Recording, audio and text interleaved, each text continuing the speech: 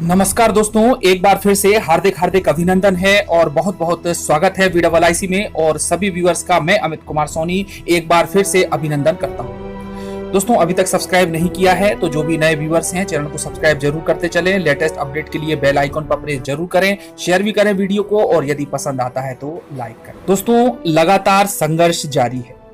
मध्य प्रदेश में 30,594 शिक्षक ही केवल अपनी भर्ती का, अपनी नियुक्ति का इंतजार नहीं कर रहे, बल्कि वर्षों से जो अभ्यर्थी पुलिस भर्ती की तैयारी कर रहे हैं, स्वास्थ्य विभाग में सिलेक्शन की तैयारी कर रहे हैं और पटवारी भर्ती की तैयारी कर रहे हैं, और भी अन्य कई विभाग हैं जो कि मध्य प्रदेश में हैं और उनमें काफी संख्या में, लाखों की संख्या में पद खाली हैं, लेकिन गवर्नमेंट की मंशा नहीं है कि उन पर नियुक्ति दी जाए। बार बार एग्जाम्स की डेट दे दी जाती है पीईबी के द्वारा, लेकिन फिर से इसको पोस्टपोन कर दिया जाता है, कोरोना का बहाना बना दिया जाता है। साथ में ही गवर्नमेंट की भी जो इच्छा है वह भी इसमें दिखाई नहीं देती और वह भी इसमें इंटरेस्ट नहीं ले रही है। अब दोस्तों, परिणाम के स्वरूप मध्य प्रदेश के हर जिले में, तहसील में, गांव में, प्रांत में लगातार आंदोलन किए जा रहे हैं। अपनी बात को पहुंचाने का एक संगठित प्रयास किया जा रहा है सरकार को, और यह प्रयास किया जा रहा है ज्ञापनों के माध्यम से, आंदोलनों के माध्यम से। तो दोस्तों, इसी के संदर्भ को आगे बढ़ाते हुए मंडलेश्वर में श्री शिवराज सिंह चौहान, जो कि मुख्यमंत्री हैं मध्य प्रदेश शासन के, उनके नाम पर एसडीएम को ज्ञापन दिया गया समस्त कैटेगरी के बेरोजगारों के द्वारा।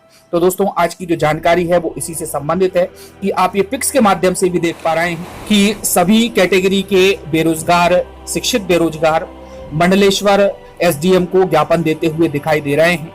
और इस प्रकार से दोस्तों, केवल यही ज्ञापन की बात नहीं है, हर जिले में इस प्रकार से आंदोलन किए जा रहे हैं और ज्ञापन दिए जा रहे हैं। जो भी मध्य प्रदेश शासन के बीजेपी के प्रतिनिधि हैं, विधायक हैं, सांसद हैं, इत्यादि सभी लोगों को और अपनी बात पहुंचाने का प्रयास किया जा रहा है। शिक्षक भर्ती से संबंधित भी एक तो नियुक्ति की बात होती है, दूसरी होती है पदवृद्धि की बात, और साथ में ही समानता के आधार पर पदों के उचित वितरण की बात।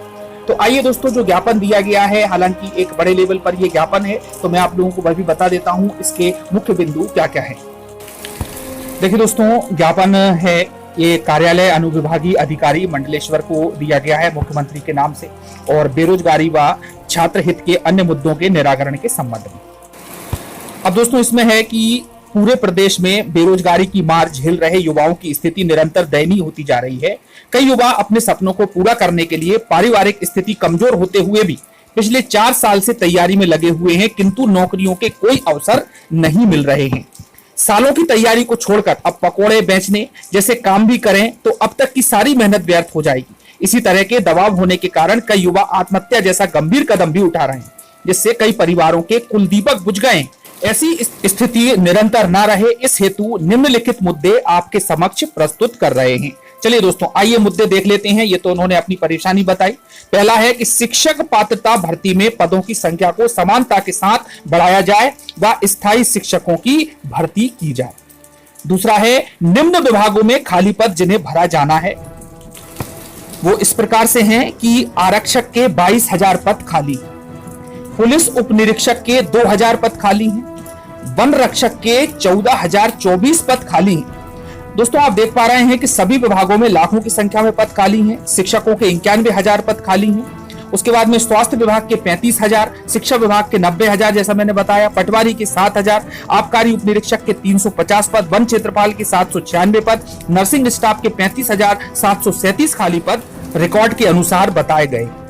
अब तीसरा पॉइंट है कि बैकलॉग के समस्त रिक्त पदों पर भर्ती निकाली जाए। चौथा है, इस वर्ष विद्यार्थियों को मिलने वाली छात्रवृत्ति में जो कटौती की गई है उसकी भरपाई करें व आगे ऐसे कृत्य की पुनरावृत्ति न हो। भोपाल व अन्य जगहों पर जो मुकदमे बेरोजगार विद्यार्थियों पर लगाए गए हैं उन्हें वापस लिया जाए। दोस्तों, शिक्षक भर्ती में जो आंदोलन हुआ था उसके संबंधित यहाँ बात है।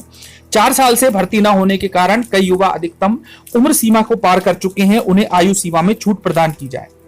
अब अंत में कहते हैं कि उपरोक्त निम्न मामलों को आपके समक्ष रख रहे हैं, आपसे उम्मीद करते हैं कि आपकी सरकार इसका निराकरण करेगी। बस यही विनय सा धन्यवाद। और ये सब आप देख रहे हैं कि सिग्नेचर किए हुए हैं अभ्यर्थियों के द्वारा। तो इस प्रकार से दोस्तों, ये एक अपडेट थी कि शिक्षित बेरोजगारों के द्वारा मंडलेश्वर में ज्ञापन दिया गया। और ये कहानी केवल एक जिले तक ही सीमित नहीं है, बल्कि मध्य प्रदेश के हर जिले में इस प्रकार की कंडीशन बन रही है। कहीं पर आंदोलन शांतिपूर्ण ढंग से हो जाता है और कहीं पर आंदोलन में कुछ विध्वंसक स्वरूप आ जाता है, ऐसी प्रवृत्ति आ जाती है कि गवर्नमेंट को, पुलिस को आकर के लाठीचार्ज करना पड़ता है, हिंसा का सहारा लेना पड़ता है और यहाँ पर सरकार के द्वारा तुरंत उसका दमन कर दिया जाता है।